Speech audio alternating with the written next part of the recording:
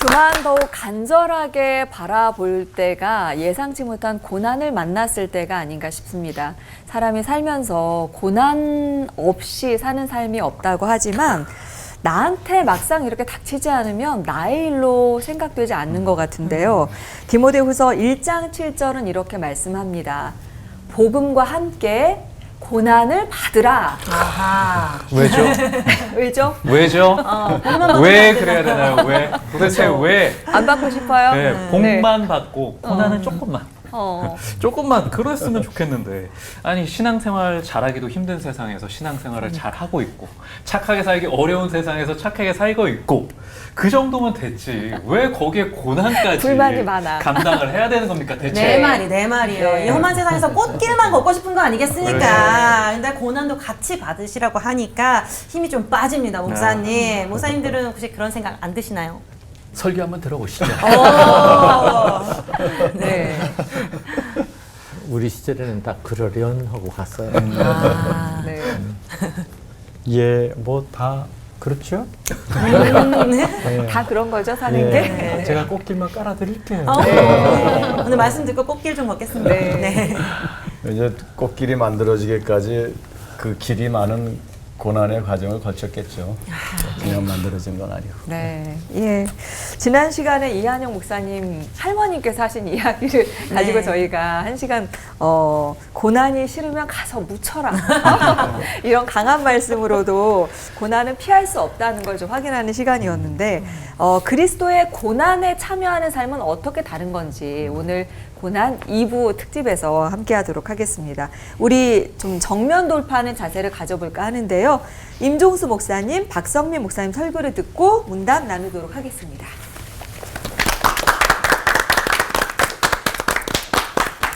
사도 바울은 영적 아들 디모데에게 복음과 함께 고난을 받으라고 권하고 있습니다.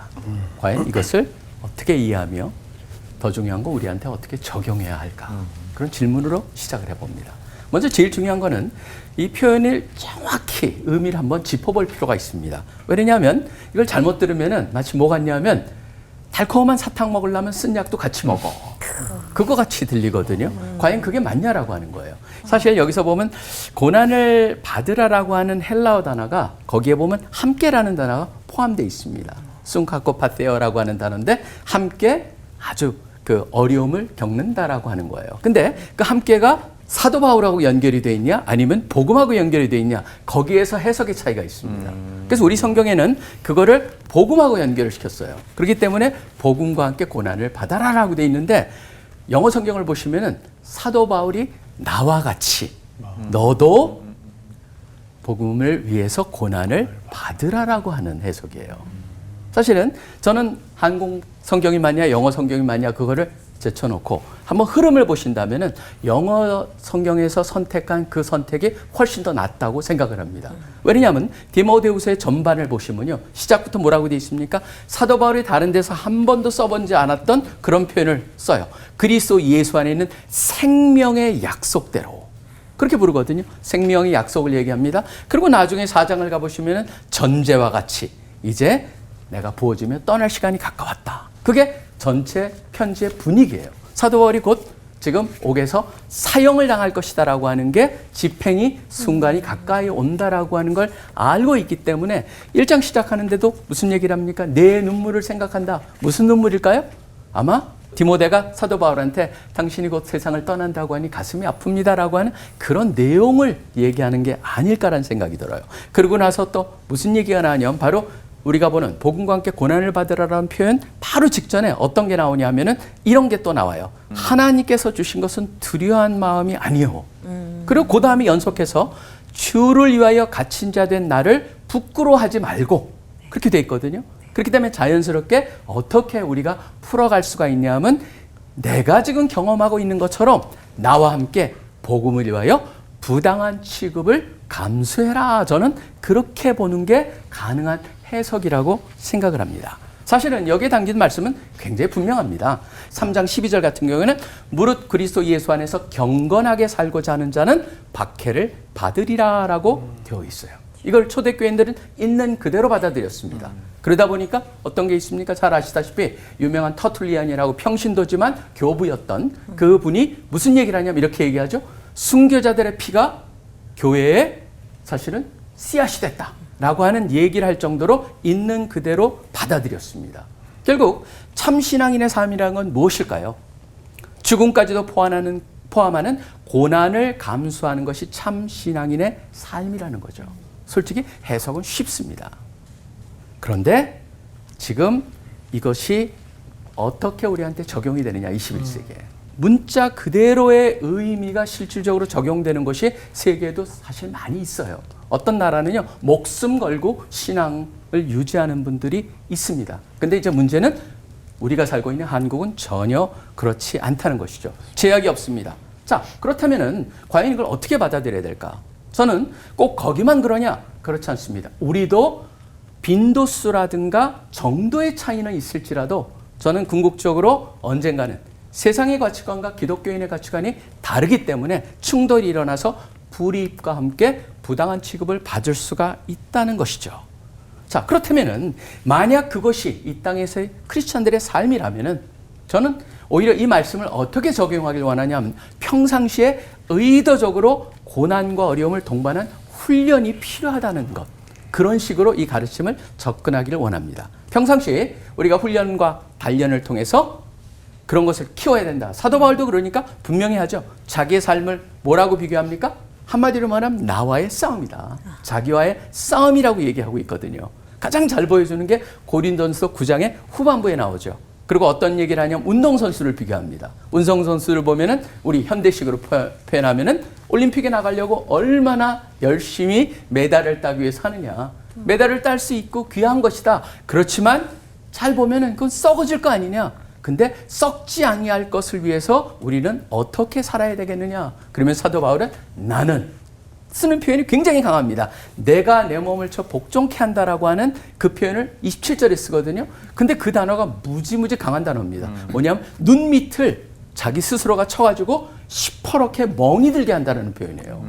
그런 걸 쓰면서 뭐라고 그러냐면 내가 가장 아픈 것 여러분 눈 밑에 한번 쳐보세요. 얼마나 아픈가. 그거를 치면서 시퍼런 멍이 들 정도로 자기 몸을 쳐서 그 몸이 내가 원하는 대로 살게 만든다라고 하는 것, 자기의 철저한 싸움이에요. 저는 사도 바울이 사용한 운동선수의 비유를 사용해 결론을 내리길 원합니다. 운동선수들은 뼈를 깎는 고통을 마다하지 않습니다. 좋은 결과를 얻기 위함이죠. 저는 신앙도 마찬가지라고 생각합니다. 피할 수 없다면은 신앙훈련은 여러 가지 면에서 사실 쉽지 않죠. 예를 들자면 금식이나 기도 같은 훈련은 정신적, 육체적 고통이 동반합니다.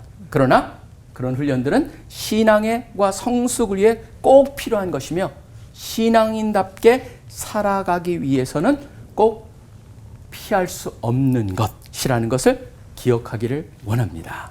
왜냐하면 그래야지만 우리가 혹시라도 살다가 억울한 대접을 당하게 되면 견딜 수 있다라고 하는 것이죠. 저는 그렇기 때문에 이 말씀을 통해서 저는 피할 수 없습니다, 여러분. 그렇다면 우리가 평상시에 잘 훈련받아서 그런 일이 왔을 때 그걸 견뎌내고 바로 사도 바울과 같은 그런 죽음까지는 아닐지라도 우리 삶에 있어서 승리하는 그런 삶을 살기를 간절히 축원합니다.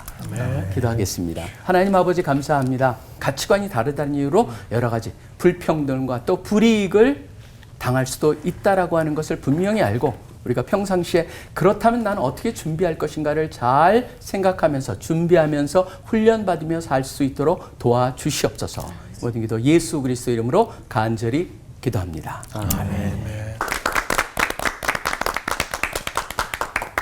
하나님의 아들 예수 그리스도의 복음의 시작이라. 마가복음 1장 1절 말씀이죠. 예수 그리스도가 복음입니다.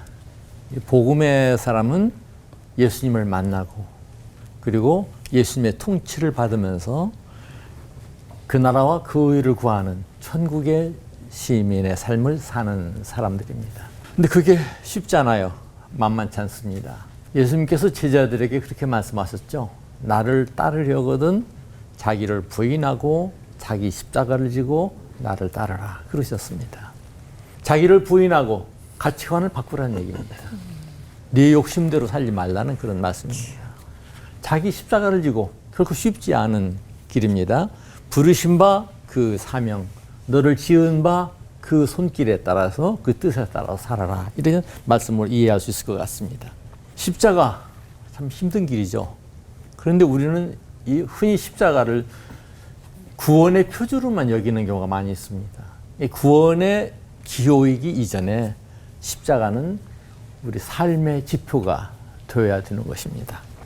예수님도 말씀하셨죠. 그 팔복의 마지막에 말씀하신 거가 박해를 받는, 즉 나로 인하여, 예수로 인하여 박해를 받는 자는 복이 있다, 천국이 그들의 것이다 말씀했습니다. 박해를 말씀하셨습니다. 하나님의 아들 예수 그리스도의 복음의 시작이라. 여기서 우리는 다시 한번 질문을 해야 됩니다. 그 복음이 나에게 있었는가? 나에게 그 시작이 있었는가? 오늘 우리는 무겁게 스스로에게 질문을 해볼 필요가 있습니다. 성탄절을 새기는 것도 뭐 선물을 나누는데 의의가 있는 것이 아니라 진정 내 안에 주님께서 탄생하셨는가, 나에게 탄생이 있는가, 그걸 확인하는 절기로 생각을 하셔야 됩니다. 우리는 곧잘 주십시오 주십시오 하고 하나님의 은혜를 구합니다. 생활하면서 일용할 양식을 구할 수 있습니다. 주님 기도에서 그렇게 나와 있죠. 또 우리가 성공을 기도할 수도 있습니다. 그런데 우리는 좀 더 깊이 살피면서 내 삶의 바탕에 어떤 염원을 가지고 있는가, 진정 주님께서 말씀하시는 대로 궁극적인 나의 지표가 그 나라와의 그 의를 찾아가는 그런 삶을 살고 있는가, 무겁게 질문을 해봐야 될 것 같습니다. 그럴 때 고난을 피하고 고난이 없기를 구하기보다 어쩌면 고난을 이기는 자가 되기를 위해서 기도하는 거가 우리에게 필요하다, 그런 생각을 가져봅니다. 저는 좀 뒤늦게 목회자의 길을 걸었습니다. 나이 40이 다 되어서 이제 걸었는데요. 그 부르심, 그 어린이 교회라는 걸 시작했는데 그 부르심의 중압감이 이만저만이 아니었습니다.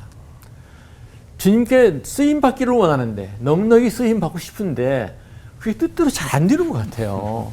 직장 생활할 때와 목회자의 길을 걸 때와 그 경험이 엄청나게 달랐습니다. 차원이 달랐어요. 직장 생활할 때는 글쎄요, 그 내 식구만, 나를 포함해서 내 식구만 책임져야 되니까 좀 가볍게 갔는지 모르겠습니다만은 부르심을 받은 그 길을 가면서는 체험하는 바가 매우 극적이었습니다. 살다가 나도 모르는 사이에 사역하는 가운데 주님께서 여기 계시네. 아버지가 여기도 계시네. 그런 체험을 문득문득 하면서 살아왔습니다. 이 변변치 않은 사람을 그 길로 가게 하시려니까 주님께서도 많이 힘드셨을 것 같아요. 근데 주님 여기 계시네 하는 순간 믿음의 용기를 가지기도 했고 어떤 극복을 해나가는 지혜를 주시기도 했습니다. 무엇보다도 자기 부인, 나를 내려놓게 하는 그런 훈련의 기간이었다, 이렇게 말씀드릴 수 있을 것 같습니다. 그 무렵에 했던 이제 간증 중 하나죠. 고백이었습니다. 시편 20편을 읽다가 어느 날은 그랬습니다. 나의 깃발을 내렸더니 주님께서 주님의 이름으로 우리의 깃발을 올리시는구나. 그런 감동을 한 바도 있었습니다. 그런데요, 나를 내려놓는다는 게 그리 쉽지 않습니다. 내려놓고 또 내려놓아도 나의 존재감 꼭 잡초처럼 또 솟아나고 또 솟아나고 또 솟아납니다. 앞서 우리 박 목사님께서 바울 사도 얘기를 하셨죠. 내가 나를 쳐서 복종시킨다. 그런데요, 저는 이제 평신도 생활할 때 그렇게 기억하고 있었어요. 바울 사도는 나를 매일 쳐서 복종시킨다. 근데 매일이란 말 안 들어있더라고요. 부분 가운데요. 근데 오늘 이제 목사님 말씀 들으니까 막 주먹으로 내 눈탱이를 치는 그런 고통이었다고 말씀하는데, 유진 피터슨의 그 성경에 보니까 정신을 바짝 차리고 막 그런 표현이 거기에 나오더라고요. 그러니까 바울 사도도 얼마나 힘들었으면 매일 쳐서 복종시키는 그런 과정이 있었겠는가. 그래요. 나가 자꾸 살아나요. 또 살아나고 또 살아나요. 그러니까 주님의 통치를 받으면서 그 나라와 그 의를 추구하면서 주님의 뜻을 세워가면서 산다는 것이 얼마나 뭔지 몰라요. 목사로 살고 저는 비교적 나이가 제일 많습니다. 아마 이 가운데 제가 최고일 것 같습니다. 그럼에도 불구하고 지금도 여전히 아직 그러면서 은혜를 구하는 자리에 있습니다. 부끄럽습니다. 기도합니다. 하나님 아버지, 저희들의 연약함을 붙들어 주옵소서. 시험에 들지 말게 하시고 악에서 구해 주옵소서. 예수님의 이름으로 기도합니다. 아멘.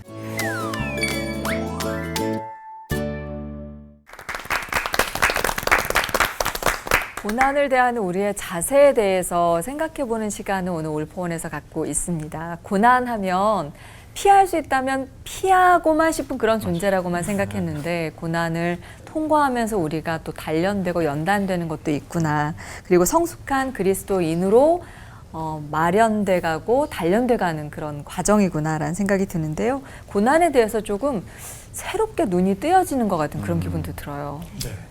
그 임종수 목사님께 질문을 드리고 싶은데요. 그 목회자의 길을 가시기 전과 그리고 목회자의 삶을 살아오시면서 이 겪으신 어려움의 차원이 다르다라고 말씀을 하셨는데 조금 좀 더 디테일하게 듣고 싶어요. 그 고난이 어떻게 해서 오고 어떻게 달라지셨고 그 고난으로 인해서 그 성숙도의 차원이 어떻게 달라지셨는지 궁금합니다. 앞서 말씀드린 대로 이제 변변치 못한 사람이기 때문에 하나님께서 달고 만드시느라고 고생을 많이 하셨을 것 같습니다. 저 같은 사람에게 한번 집회 부탁을 해요. 그래서 난 아시는 바대로 뭐 부흥이 그런 집회에 나가본 적이 없습니다. 세미나는 종종 나갔지만 못 나갑니다 했더니 아니 60이 넘은 분이 간증할 것도 없어요? 그렇게 말씀하시더라고요. 그 순간 이것은 내가 한 일이 아닌데 간증은 내가 한 일이 아닌데 돌이켜보고 시작했더니 수두룩하게 나오는데 목회 이전의 삶에서 나오는 게 아니라 그 이후의 사건들이에요. 한결같이 거의 한일같이.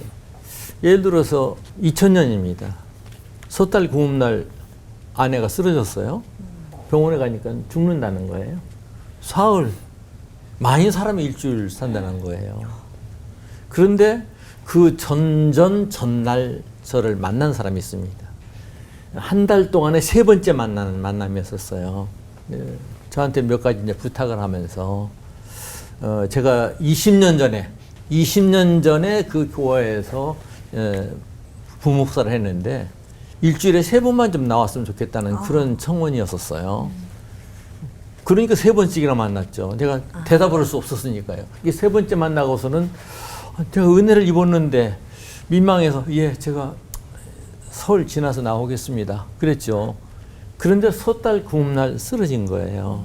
근데 그 전날 만날 때 그분이 모 병원 얘기를 했어요. 그 병원에 기여했다는 말씀을 전혀 사안의 내용과는 상관이 없는 그런 말씀을 지나가는 가운데 하셨어요.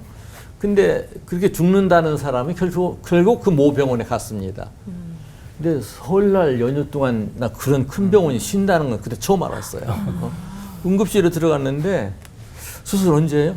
우리 병원 쉽니다. 아주 단순해요, 대답이요. 그런데 처음에 진단했던 그 병원에서 의사가 아는 사람 정동원해야 삽니다. 그러면 못 살립니다. 이 얘기를 했거든요. 근데 그 병원 얘기한 거가 생각나는 거예요. 그래서 설날 새벽에 전화를 했죠. 제가 그 몇 층에 나오기로 했으니까 그 다음 설날에 와가지고 그 아무 층에 근무하기로 했던 그 이마무개 목사입니다. 얘기했더니 바꿔주는 거예요. 걱정 마세요. 아무튼 수술했고요. 네. 지금 살아 있습니다. 살아 있고 멀쩡하게 살아 있습니다. 그러니까 그런 사건 하나하나가 참 소름 돋도록 자로 잰 듯 너무나 정확하게 그 병원 얘기 그때 나 불려가 20년 동안 연락 없던 분이 불려가서 3번씩이나 만났고 그 전날 병원 얘기를 들었고 섣달 구음날 쓰러졌고 모든 것이 자로 잰 듯이 정확하게 오는데 좀 충격이었어요. 그러니까 그런 경험들, 그 어려움 하나하나 극복해 나갈 때 극적인 사건들이 얼마나 많았겠어요? 나중에 개인적으로 오세요. 제가 다 말씀드리도록 하겠습니다. 오늘 백수입니다. 저는 박성민 목사님께 여쭤보고 싶은 거는 뭐 저희나 저희 아버지 세대에서 하시는 말씀 중에는 젊어서 고생은 사서도 한다. 뭐 이런 얘기들을 많이 하시고 저희도 그냥 그렇죠. 뭐 그냥 이렇게 컸는데 요즘 친구들은 고생은 돈 줘도 안 한다. 혹은 아니면 돈을 많이 주면 한다가 아니라 고민을 좀 해보자. 뭐 약간 요 정도 선에 있거든요. 근데 그런 젊은이들한테 이 복음과 같이 고난을 받아라, 겪어라 라고 얘기를 한다면 그게 먹힐지 그 CCC에 있는 형제 자매들은 또 어떤 그런 생각을 갖고 있는지 좀 궁금합니다. 근데 저는 그게 꼭 젊은 세대만 그런 것 같진 않아요. 왜 그러냐면 사실 보면은 어렵고 위험하고 더러운 거. 그러니까 네, 3D라고 3D. 하잖아요. 네. 그러니까 3D 업종에 우리나라 사람들이 일을 안 하고 이젠 다 외국인 네, 맞아요. 노동자들이 한다는 거는 이미 사회 속에 고난을 다 누구도 좋아하지 않는다. 근데 젊은이들이 특별히 그래도 젊었을 땐 한번 해보는 거야. 옛날엔 그런 게 있었는데 언제부턴가 그게 없어졌잖아요. 근데 저는 우리 CC 학생들을 보면서 하나를 더 발견한 게 있습니다. 뭐냐면은 가치 있는 일하면 내가 돈을 내서라도 한다. 라고 하는 거를 발견하게 돼요. 왜냐면 CC의 사역이요. 사실 저희는 그 아까 제가 설교 중에 말씀드린 것 같이 진짜 사도 바울과 같이 우리가 평상시에 훈련을 잘 받아가지고 우리가 세상을 살아가면서 신앙적인 도전을 받았을 때 우리가 그거를 믿음으로 이겨낸다라고 하는 그런 의미에서 우리가 훈련을 무지 많이 강조하거든요. 사실 그 1년에 굉장히 훈련 스케줄하고 모든 것들이 많아요. 근데 재밌는 게 많죠. 제일 재밌는 건 여름 수련회 같은 경우에요. 10,000명 정도가 4박 5일 동안 뛰고 얼마나 찬양도 뭐 합치면요. 찬양도 많고 재밌는 놀이도 있고 너무너무 많아요. 저는 그걸 학생들이 제일 좋아할 것 같은데 실질적으로 학생들이 제일 좋아하는 건 뭐냐면요. 예를 들자면은 서울지구 같은 경우에는 1월 달에 새롭게 연결된 학생들을 가지고 우리가 기도원 훈련이라는 걸 합니다. 그러면 기도원 300명을 연상시키면서 300명을 모아놓고 300명 우리가 딱 해놓고 거기다가 보통 300명이 좀 넘습니다. 300명을 딱 추려가지고 모아놓고 거기다 훈련을 시키는데 군대 갔다 온 사람들은 자기 그 전역할 때 가져나온 복장 다 입고 위에다가 하사관 같이 딱 쓰고 나서 완전히 군대식으로 해요. 그래가지고 제가 강의하러 가면은 누구누구 왜 몇 명 강의 준비 끝 그러면 내가 경력 맞춰가지고 하거든요. 거기에 형제들만 있는 게 아니라 자매들도 그걸 굉장히 좋아해요. 근데 놀라운 건 뭐냐면 그런 훈련을 서울지구 같은 경우에는 제일 자기가 신앙을 컸던 것 중에서 한두 개를 뽑으라면 그거랑 뭐를 뽑냐면 항상 연말에 있는 금식 수련회를 금식 기도회를 뽑아요. 금식 기도하는 거 요새 이렇게 같이 먹을 게 많은데 누가 금식할 것 같아요. 그것도 돈 주고 금식하라는 거니까 돈 내고 와서 금식을 하는데 이 친구들이 그때 와가지고 기도를 배우고 기도를 갖다 하나님과 가장 가까운 시간을 갖는 거예요. 배고프면서 기도하고 또 그 가운데 찬양하고 하는 그런 모습 같이 하니까 하지 혼자 하면 힘들 거예요. 근데 그 두 개를 가장 많이 얘기해요. 사실 대구는 굉장히 척박한 곳입니다. 그리고 거기에는 지금 우리가 잘 아는 그 이단도 굉장히 맞아요. 젊은이들이 엄청 많고. 많아요. 그리고 거기서도 집회를 갖다 지난번에도 뭐 10만 명 모였다라는 얘기가 있을 정도로 엄청나게 영향이 큰 곳인데 대구지구라고 하는 특정한 곳에서 굉장한 훈련으로 도입한 게 뭐냐면 금요일 날마다 모여서 예배를 드리고 그다음에 밤 10시부터 산 위로 올라갑니다. 뭐하러? 새벽 4시나 5시까지 산 기도를 해요. 와, 요즘에도 10시에서 4, 5시까지 하는데 거기에 학생들이 항상 최소한 120명, 제일 많이 갈 땐 150명이 올라가가지고 그룹으로 자기네들이 기도하는 곳이 있어요. 가가지고 밤새도록 기도하고 내려오는 거예요. 그러니까 제가 외국에서 우리 한국 사역을 보길 원한다 그러면 딴 데 보내지 않고 대부분 대구는 꼭 한번 가보십시오. 그리고 가서 한번 그들하고 같이 기도를 한번 함께 참여해 보십시오라고 도전하거든요. 사실 제가 말씀드리고 싶은 거는요. 가치 있는 일에 이들은 투자하길 원한다. 그리고 이것이 신앙훈련이 너무나 소중한 것이고 선배들이 거기를 겪어가면서 자기가 행했던 또 지나갔던 그런 신앙훈련들이 사회에 나가서 어려운 일을 닥쳤을 때 그 어려운 시간을 이겨내는데 너무나 가치 있었다라고 하는 것을 선배들을 통해서 들었기 때문에 이들도 중요하고 가치 있는 일이라고 해서 투자하는 거예요. 제가 그걸 보면서 느끼는 거는 지금 젊은이들도 똑같다. 옛날에도 마찬가지였을 겁니다. 왜 젊어서 고생은 사서도 했을까요? 가치 있다고 느꼈기 때문에 한 거거든요. 그러니까 지금도 결국은 가치 있는 일에는 투자하는 굉장히 현실적이고 똘똘하다 요새 세대들이. 전 그렇게 생각을 합니다. 똘똘한 중에서 들고 싶은데 되게 또 제가 나약한지라 함께 했으면 막 할 수 있을 것 같은데 또 내 삶 속에서는 비교하고 고난당하고 이제 고통에 혼자의 작은 고통에 매여가지고 이 주님의 십자가에 동참한다는 그 사실을 잊을 때가 있어요. 그래서 질문을 드리고 싶은데요. 일상에서 주님의 고난에 동참한다는 건 어떤 모습인 건지 우리 내분 목사님께 질문 드려보고 싶습니다. 제가 먼저 그 로마서 8장에 있는 말씀이죠. 주님의 뜻대로 부르심을 입은 자들에게는 모든 것이 합력하여 선을 이룬다라고 하는 건데 이 구절에 대한 의미를 많은 성도들이 잘못 이해하고 또 정확하게 이해를 하고 있지 못하는 것 같아요. 그 합력이라고 하는 이 단어가 갖는 뜻이 연결이거든요. 그러니까 하나님의 뜻대로 부르심을 받은 자들에게는 하나님과 연결되어서 모든 결과가 선하게 나타난다. 이런 뜻이란 말이에요. 바둑을 두시는 분들은 이해할 거예요. 바둑 하나를 놓을 때 바둑알 자체 그 하나가 존재하는 것이 아니고 주변에 수많은 바둑알들이 있잖아요. 어떤 바둑알과 연결되면 죽어요. 근데 어떤 바둑알과 연결되면 살아요. 이게 굉장히 고민이 되는 거예요. 어떻게 어디에 연결되도록 이걸 놓을 것인가. 결국 연결이 중요하잖아요. 하나님의 뜻대로 부르심을 입은 자들은 하나님과 연결이 되어 있어요. 연결되어 있기 때문에 이게 벌써 결론은 나 있는 거죠. 하나님과 연결되어 있다면은 하나님께서 좋은 결말을 유익한 쪽으로 우리를 이끌어 가신단 말이에요.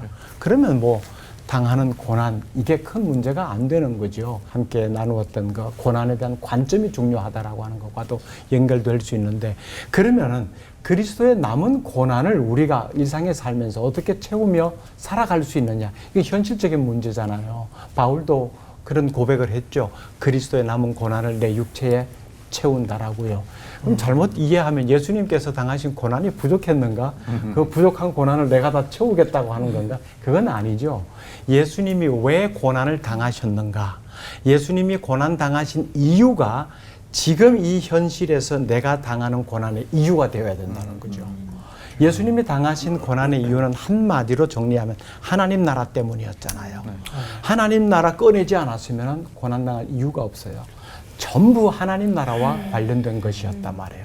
정직함도 신실함도 부정에 대해서 항거하는 모습도 하나님 나라 가치 기준이잖아요. 그럼 결국 우리가 이 땅에 살면서 하나님 나라를 소유하고 살면은 당연히 고난을 당할 수밖에 없다는 거죠. 하나님 나라 가치관을 소유하는 것이 고난 당하는 것의 이유가 되어야 된다. 그러면 남은 고난을 채운다라고 하는 것은 하나님 나라 가치관을 가지고 살아가는 거다. 그 복음이죠. 복음에 합당한 삶이죠. 예, 그거 외에는 달리 이유가 없어요. 그렇게 살면은 고난은 당연히 당하게 되어 있는 것이고, 그런데 그 고난은 하나님과 연결되어 있는 것이고, 그 고난 때문에 영광을 받게 되는 거죠. 마음이 가난해지는 삶이 하나님 나라 가치관이잖아요. 의 때문에 핍박을 받는 것 하나님 나라 가치관 때문이잖아요. 이런 삶이 우리의 삶이고 그것이 곧 그리스도의 남은 고난을 채워가는 모습이다. 저는 그렇게 생각합니다. 아멘. 우리 그 조직 신학에서 기독교가 뭐냐? 기독교를 정의하는 핵심 교리가 뭐냐면 삼위일체. 그래서 우리가 믿는 하나님은 이슬람의 모니즘이 아니고 성부, 성자, 성령 삼위일체 하나님. 그다음에 그 또한 그러면 그리스도에는 뭐냐? 거기에 핵심 교리는 union with Christ, 하나님과의 연합이에요. 그래서 나는 포도나무 너희 가지고 그 안에 또 내가 그 안에. 우리가 이제 일상생활에서 복음을 위하여 고난을 받는다. 이거는 우리가 좀 교리적으로 얘기하면은 그리스도와 연합한 삶을 매 살아야 된다. 그 삶 속에는 고난도 있는 것이죠. 예수님도 고난을 받으셨으니까요. 근데 예수님의 고난이라는 것은 대속적인 고난이죠. 그러니까 자기 어떤 희생인데 내가 잘 되기 위해서 희생하는 게 아니라 복음을 위하여, 하나님의 나라를 위하여, 이웃을 위하여. 그래서 우리 일상생활에서 나를 위한 것이 아니고 하나님의 나라와 그리스도의 몸된 교리에서 희생이라고 생각되는 것이 있다면은 그거는 그리스도와 연합한 삶이고 고난에 동참하는 삶이 아닌가 이렇게 생각하는데, 일상생활에서 고난, 그리스도와 연합의 삶 속에서 고난이 상황에 따라 틀린 것 같아요. 제가 알고 있는 어떤 분은 그 이슬람권에서 뭐 군사혁명까지 일으켰던 장군급인데 인공위성으로 그 TV를 보다가 예수님을 만났어요. 그래서 지금 목숨을 걸고 제가 어느 나라 이제 누구인지 말씀드릴 수 없지만 제가 직접 만났어요. 요한복음 쪽지로 이렇게 만들어가지고 냉동기에다 감춰놓고 매일 언제 내가 죽을지 모르니까 이러면서 그런 삶을 살아요. 또 그런 경우도 있고. 그럼 우리 한국 사회에서라면은 내가 운전할 때 양보하는 것, 이것도 그리스도의 고난에 동참하는 거고, 부부싸움 덜하는 것도 그리스도의 고난에 참여하는 거고, 모든 것이 우리의 삶 속에 그리스도와 연합해서 살아가는 그 모든 것이 일상생활에서 동참하는 것이 아닐까, 대속적인 고난이 아닐까 생각이 들어요. 네. 저는 한번 브루스 월키라고 하는 유명한 구약 신학자가 있습니다. 근데 그분이 이런 얘기를 했어요. 구약에서 말하는 의로운 사람이랑 불의한 사람을 심플하게 이렇게 접근을 하더라고요. 의로운 사람은 어떤 사람이냐면 다른 사람한테 어드밴티지를 주기 위해서 내가 디스어드밴티지 하는 것. 그래서 그 두 단어를 그대로 바꿔놨어요. 불의한 사람은 뭐냐면 거꾸로예요. 나의 어드밴티지를 위해서 다른 사람을 디스어드밴티지 상황으로 넣는 것. 저는 그걸 보면서 이 신약에 있는 메시지, 우리 복음과 함께 고난을 받아라라고 하는 그 말씀 속에 아까 제가 사도 바울과 같이 복음을 위해서 불의한 취급을 받을지라도 또 이겨내라 라고 하는, 결국 손해를 받을 수 있는, 손해를 감당할 수 있는 그러한 자세로 살아라. 저는 그렇게 생각을 해요. 실제로 그 눈으로 봤을 때 저는 이제 신약을 제가 이제 공부를 하다 보니까 늘 신약에서 목회서신 디모데 전서, 후서, 디도서의 가장 핵심이 무엇일까 따져보면 거기서 말하는 많은 것들이 결국 사도 바울은 무슨 얘기를 하고 있냐면 복음을 최우선 순위로 놓고 살라거든요. 그렇기 때문에 교회의 그 중직자를 뽑는 것도 복음이 가장 중요한, 복음을 위해서. 그리고 심지어 종도 열심히 주인을 섬겨야 되는 건 뭐냐면 혹시라도 그분의 이름과 교훈이 그것 때문에 회방을 당하지 않게 하기 위해서 그런 게 나오거든요. 이거를 현실에 우리가 적용해 본다면은 지금 우리 기독교인들이, 저는 우리 학생들한테도 굉장히 강조하는 게 뭐냐면 직장에 간다면은 어느 누구보다도 더 열심히 일하자. 우리가 어느 누구보다도 열심히 하고 남이 하기 싫어하는 것도 자발적으로 해가지고 앞장서는, 섬길 수 있는 그런 삶을 살면은 그거는 사람들이 인정을 받을 뿐만 아니라 성공의 나는 최고의 길이라고 생각한다. 그렇기 때문에 우리가 손해를, 다른 사람을 위해서 손해를 받을 각오를 하고 사는 것, 그것이 바로 우리 믿는 사람들이 복음과 함께 고난을 받으라라고 하는 그 틀 안에 속한 것이 아니겠는가, 그렇게 생각을 합니다. 복음과 함께 고난, 고난의 동참. 상당히 거창하죠. 앞서 이 목사님께서는 목숨을 걸고 그런 험지에서 신앙을 지키기 위해서 하는 분 말씀도 하셨고, 또 소소하게 부부관계에도 말씀을 하셨어요. 저는 큰 쪽은 아닌 것 같습니다. 저 스스로 어디 가서 얘기할 때 나는 아브라함 아니야, 난 사라 쪽이야, 저는 스스로 이렇게 잘 표현합니다. 좀 이상하죠. 아브라함 하나예요. 사라 같은 사람은 수두룩히 많은데 자꾸 아브라함만 내세우려고 그러거든요. 저는 하나님께서 사람으로 만드셨으니까 사람으로 충실하게 살면 돼. 그러다 보니까 죄송합니다. 현영환 목사님의 감사가 이해하기 힘들기도 하고, 주기철 목사님의 부인이 당신은 살아서 올 수 없어 하는 그런 얘기. 뭐 목사님 자신도 그런 기도를 했어요. 글쎄 그런 신앙이 가능할까? 목사인데 어느 때는 그런 고민도 하고 있습니다. 그러니까 항상 저는 생활 속에서 이게 거창한 거 아니고 좀 소소한 얘기를 좀 종종 합니다. 쉬고 싶을 때 쉬는 거 좀 삼가고, 먹고 싶은 거, 입고 싶은 거 좀 삼가고, 가진 거 좀 나누기에 힘쓰고, 좀 평범하게 한번 살면서도 생활 속에서 주님과 동참하는 정말 사람으로서의 삶을 살 수 있지 않을까. 오히려 저는 그런 고민을 많이 합니다. 예를 든다고 하면 제가 목회자의 길을 누가 권했을 때, 꿈도 안 꿨을 때 누가 한번 권했습니다. 그때 제가 막 놀라면서, 아니 신학을 하면 나보고 평생 새벽에 잠자지 말고 새벽에 하라고, 그게 막 끔찍했어요. 끔찍했는데 제가 목회자가 되고 나니까 그게 마음에 자꾸 걸리는 거예요.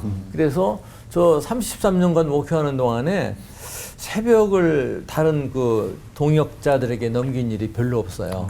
적어도 일주일에 5일은 제가 꼭 책임졌고요. 어느 때는 일주일 다 책임지기도 했고요. 뭐 명절 같은 때도 꼭 새벽은 제 담당으로. 그게 제가 시작할 때 아니 평생 새벽에 일어나야 된단 말이에요. 그게 너무도 끔찍했기 때문에 목회자의 길을 갈 때 그렇게 살았습니다. 네. 33년 동안 새벽은 내 몫이야 하고 살았던 그런 생각이 납니다. 참 지극히 소소하고 좀 안 부끄러운 소소하신데요. 그런 33년 새벽을 깨우신 거. 예. 근데 사실 삶에서 나의 삶에서 절제하고 그리고 계속 주님의 사람으로 어떻게 살 것인가에 대해 고민하는 거, 고민의 끈을 놓지 않는 것만 해도 사실 우리가 할 수 있는 일이 아닐까라는 생각도 좀 해보게 되는데요. 예수님을 바라보고 좀 마음을 다잡을 수 있는 그런 시간입니다. 그래서 이번에는요. 우리 패널분들에게 사실 돌발 질문일 것 같은데 허심탄회하게 우리 고민 상담소 한번 열어볼까 합니다. 우리 올포원 고민 상담소 첫 시간 한번 열어보도록 하죠. 그러니까 우리 인생에 사실 목사님들의 이야기만 들었잖아요. 고난에 대해서 우리 패널분들도 이야기하실 게 많을 것 같아서 물어보고 싶은 거나 아니면 같이 나누고 싶은 얘기들 좀 하면 좋겠어요. 저희가 뭐 각자 겪었던 고난은 그래도 너무 감사하게 이제 해석이 되고 다시 이제 일어나서 살아갈 수 있지만 사실은 이제 저희가 함께 또 사랑하고 또 매일 기도하고 있는 공동체가 하나 있어요. 이제 화이팅게일이라는 뇌전증 공동체고 중증 환아들을 위해서 그냥 저희가 하는 건 아무것도 없고 그냥 같이 기도해주고 그냥 같이 예배하고 그냥 만나서 같이 울고 웃고 하는 그런 공동체에 있는데 진짜 그냥 이분들 이 엄마들과 그 가정과 그 아이들의 삶을 보면 아 이게 제가 어떤 말을 못 하겠네요. 어떠한 말로도 제가 감히 위로를 할 수조차도 없는 오늘 당장 천국 가도 전혀 이상하지 않는 그러한 상황이기 때문에 천국 소망을 얘기하는 것도 그리고 어떠한 말을 하는 것도 참 조심스럽기도 하고 또 이 부분을 정말 이제 막 신앙을 붙잡고 가시는 분도 계시고 아니면 정말 매일 눈물 기도하고 가는 분 계실 때 어떻게 해석을 하며 어떻게 우는 자들과 함께 울고 이렇게 말씀하셨는데 어떻게 더 다가가야 될지가 참 퀘스천인 것 같아요. 매일매일이. 아이가 아픈 건 정말 또 이건 또 다른 그렇죠. 이건 뭐 목사님들이 답을 다 주시기보다는 그냥 한두 분 정도 같이 나누는 시간이 된다면 좋을 것 같아요. 패널분들 중에도 얘기하시고 싶은 분들 있으면 얘기하시고. 제가 볼 때 저는 또 비슷한 경우인데 장례 집례를 많이 하는 편이잖아요. 되게 슬픈 상황이잖아요.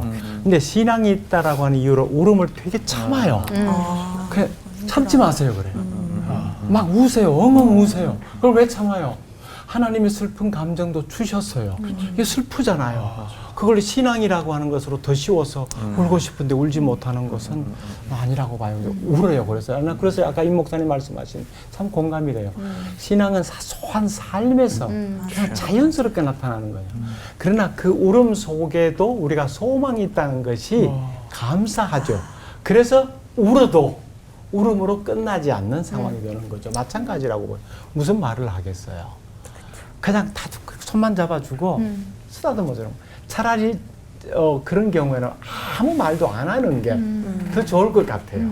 아무 말도 안 하는 게. 누군가 이 고통을 헤아리면서 내 옆에 있어준다고 하는 자체만으로 그분은 굉장한 위로가 될 수 있을 거예요.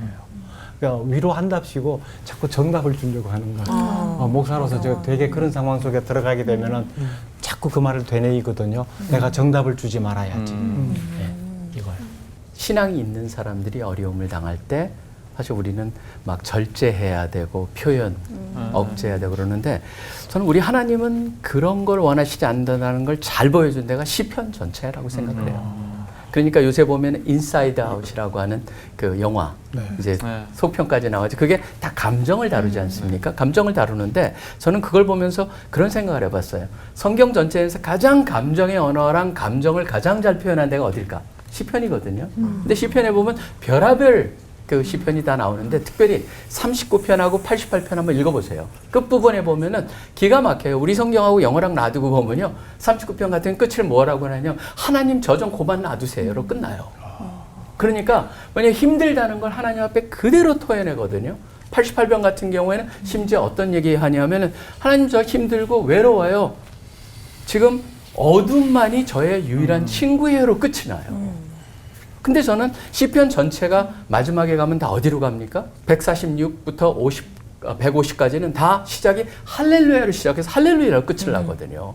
그러니까 궁극적으로 그런 과정을 통해서 하나님을 찬양하는 쪽으로 이끌어지는 게 바로 하나님이 우리한테 원하시는 거구나. 그렇기 때문에 저는 어려운 사람들, 힘든 사람이 있으면 그냥 같이 울고 있는 마음 그대로를 하나님 앞에 내어놓게 하는 그러한 그 카타르시스적인 그런 게 좀 필요하지 않나라고 하는 게 가끔가다 너무나 근엄해야 되고 억제해야 되고 그거는 스토아들이 하는 거거든요. 우리 기독교가 아니라고 생각해요, 저는요.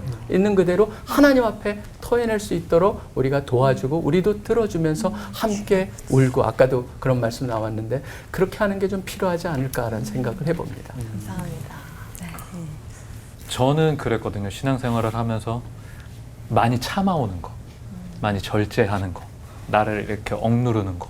근데 한편으로는 그게 나를 죽이는 작업이라고 생각을 했어요. 그러면서 내가 죽어야지 내 안에서 그리스도께서 사시는 거니까 내가 하고 싶은 것들, 내가 원하는 것들, 내가 주인이 돼서 막 하는 것들이 다 죄스럽다고 느껴지는 거예요. 그러다 보니까 이제 그것들을 억누르고 싶은 마음에 이제 참기 시작을 하는 거죠. 근데 그게 지속되다 보니까 어느 순간에 그냥 그게 내 신앙이 성장한 것 같은 착각을 내가 갖게 되는 거예요. 그러면서 내가 그렇게 신앙생활을 해왔기 때문에 또 다른 친구들을 보면서 그런 어떤 자기 감정의 솔직한 표현들을 보면서 저러면 안 되는데 저거 잘못된 건데 이런 저도 모르게 제 안에서 어떤 그런 판단과 기준들이 쓰게 되더라고요. 저는 그렇게 생각을 했어요. 내가 저게 부러운 거 아닐까? 저 모습이. 왜냐면 나는 참고 있는데 저 친구는 저렇게 자유롭게 막 저렇게 그러니까 그게 한편으로는 부러운 것도 있었다라고 생각을 해요. 결국에는 그냥 내 생각, 내 기준, 내 판단, 내가 만난 하나님, 내가 겪은 과정은 그냥 나한테만 존재하는 거고 나에게 가장 유익한 거기 때문에 하나님이 나에게 맞춤형으로 역사하신 거지 내가 만난 하나님, 내가 겪은 방법을 다른 누군가에게 동일하게 적용하는 거는 문제가 있구나. 그냥 하나님의 말씀만 모두에게 동일하게 가는 거지 그 과정을 끌고 가시는 거는 하나님만 하시는 거니까 그냥 맡겨야 되겠구나라는 생각을 조금 더 이렇게 대화 중에서 제가 좀 듣게 되는 것 같아요. 느낀 점을 더 나눠주시고요. 다음 주부터 자리를 바꾸고 사장님 5분 계신 줄 알았어요. 둘러싸이는 거죠. 4시 절로 가서 근데 참고 한다니까 마음에 걸리는 거는 요즘 이제 젊은 세대들은 참질 못하거든요. 자기 드러내거든요. 우리는 왜 참느냐?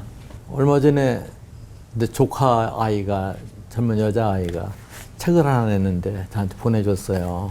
동네 언니의 상담일기라는 건데 그거 읽으면 이제 충격을 받은 거가 우리 어머니 세대 어른들은 전쟁도 겪고 어려움도 겪고 해서 자꾸 참는 것을 자기로 화돼 있다. 근데 요즘 사람들은 그러지 않거든요. 그러니까 우리 교우들한테 항상 얘기할 때 마음 아팠던 거가 자기가 없는 사람들이 너무 많은 거예요. 오히려. 교회가 크면 그만큼 자기 신앙 큰 걸로 착각하고 그저 목사님께서 가르쳐준 거 그냥 외우면 그게 자기 신앙이 된 걸로 착각하고 자기가 없는 신앙은 결국은 자기 거가 아니거든요. 한 2주 전에 교회 가서 얘기할 때 그 얘기했어요. 내 점수가 80점이 안 되어도 90점이 안 되어도 목사님이 외워주는 것은 내 신앙 아니야. 비록 20점짜리 30점짜리라도 주님 앞에 나가는 건 내 신앙이 중요하니까 나를 좀 찾자. 나를 찾자 그랬는데 너무 참지 마세요. 아직 젊은데. 내가 만나는 하나님을 좀 적극적으로 고민하면서 만나봐야 되겠네요.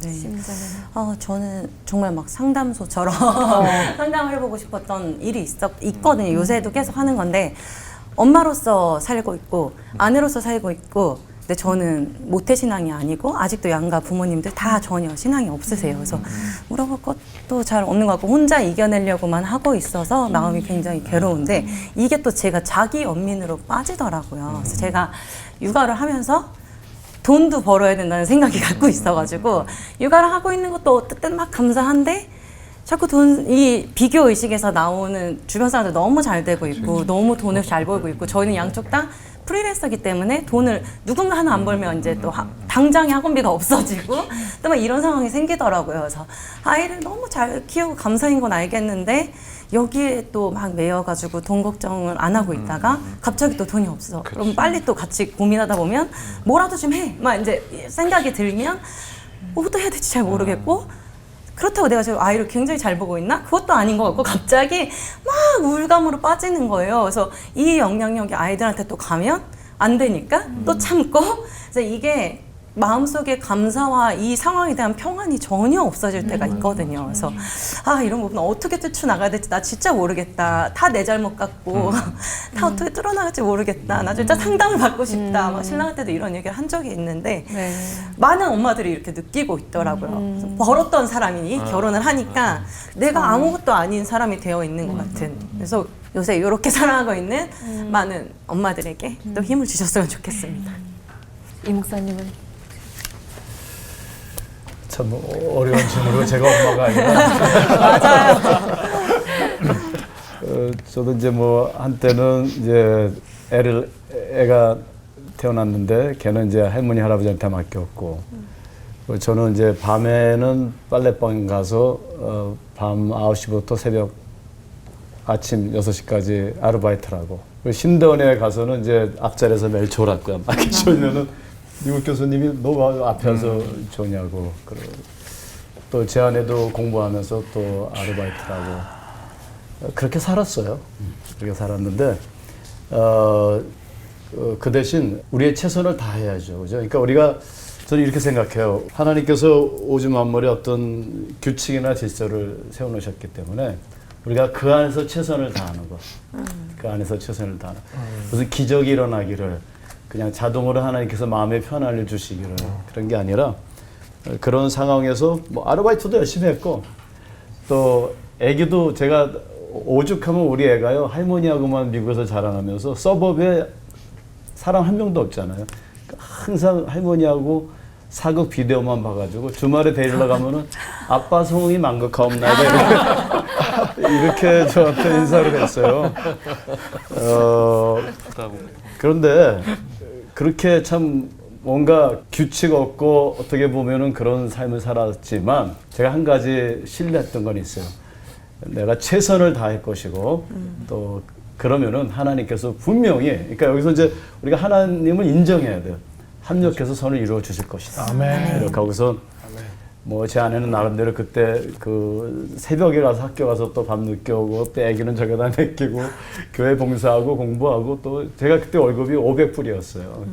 저기 렌트비가 300불 할 때 그렇게 살았지만 다 살아요. 그래서 지금 이렇게 잘 살고 있고 일단 최선을 다하시고 뭐 이러면 됩니다 저런 게 아니에요. 지금 제가 볼 때 너무 열심히 살고 계신 것 같아요. 그래서 거기에 대해서 자신감을 좀 가지시고 이렇게 어려운 가운데서 여기 와서 또 섬기시고 아기도 키우고 돈도 벌고 이거 하나님이 얼마나 멋진 여인으로 보겠어요.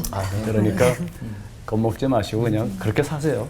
열심히 사실은 분명히 하나님께서 합력해서 손을 이룰 것이라 서 믿어요. 그런 질문을 해주셔서 제가 지금 너무 위로를 받고 있어요. 국가에 괜찮아 보이시죠?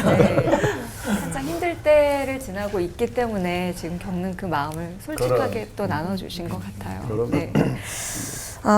정말 고난의 바다에서 헤엄치고 있는 것 같은 느낌. 언제도 마음의 평안을 유지하기가 참 어렵구나라는 거 오늘 또 알게 되는데요. 영적으로 좀 대비하면서 삼겹줄로 함께해서 더욱 담대하게 승리했으면 하는 마음입니다. 아멘. 주님의 고난에 동참하는 마음으로 한 차원 더 정면 돌파하는 그런 자세를 배운 시간이었습니다. 오늘 끝 인사 힘차게 외쳐볼까요? 인내의 열매, 생명의 면류관을 기대하면서 하나 되는 시간 올고 와!